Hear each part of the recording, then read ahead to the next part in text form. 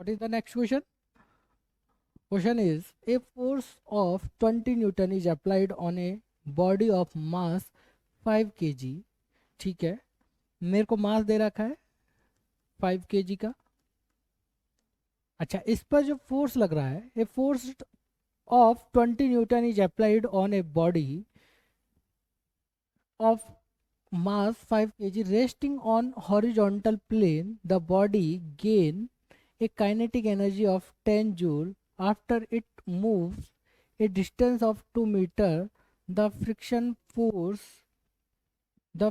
force is, again मेरे से friction force पूछा है, तो देखिए मेरे पास यहाँ पर डिस्प्लेसमेंट है, फ्रिक्शन फोर्स है, और काइनेटिक एनर्जी मेरे पास कितनी 10 जूल हो जाती है। तो फ्रिक्शन फोर्स क्या होगा, देखिए यहाँ पर यदि आप देखोगे तो 20 न्यूटन फोर्स हमारा यहाँ पर अप्लाइड है, 5 केजी के हमारा ऑब्जेक्ट है, ठीक है।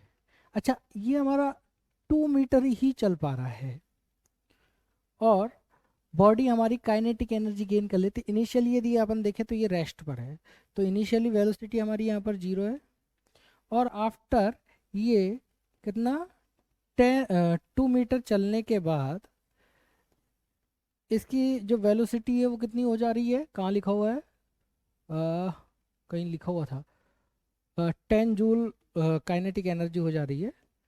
तो काइनेटिक एनर्जी, मैं वी को हटा देता हूँ, काइनेटिक एनर्जी मेरे पास कितनी हो जा रही है, 10 जूल हो जाने वाली है, ठीक है, लिख देते हैं।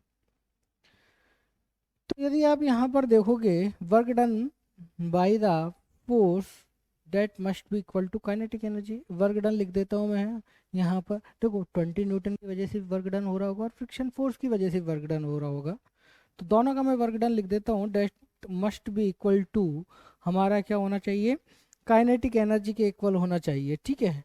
नाउ तो वर्क हमारे पास क्या क्या हो जाएगा, 20 इंटू 2 मीटर चला है तो ये हो गया। अच्छा, ये पॉजिटिव में इसलिए लिया है क्योंकि direction of the displacement and the force equal है, लेकिन मैं यहाँ पे फ्रिक्शन फोर्स का भी वर्क डन लिखूंगा, लेकिन फ्रिक्शन फोर्स हमारा यहाँ पर लग रहा होगा और उसी की वैल्यू निकालनी है। तो मैं minus friction force into displacement that must be equal to kinetic energy. अच्छा, काइनेटिक एनर्जी यदि यहाँ पर लिखोगे तो इनिशियल काइनेटिक एनर्जी 0 है, यहाँ की काइनेटिक एनर्जी मेरे पास क्या है, 0 है, और यहाँ की काइनेटिक एनर्जी मेरे पास 10 जूल है।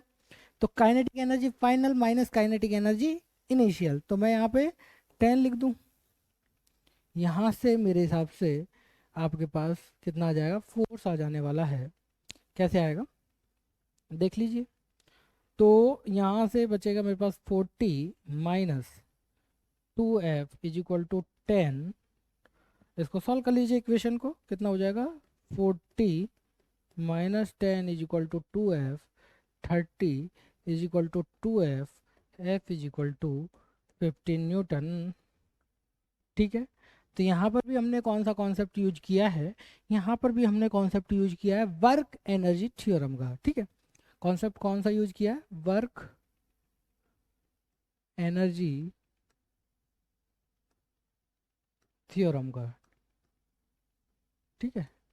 उसी के हिसाब से हमने सॉल्व करते हुए यहाँ पे ऑप्शन नंबर कौन सा करेक्ट हो जाएगा, बी करेक्ट हो जाने वाला है।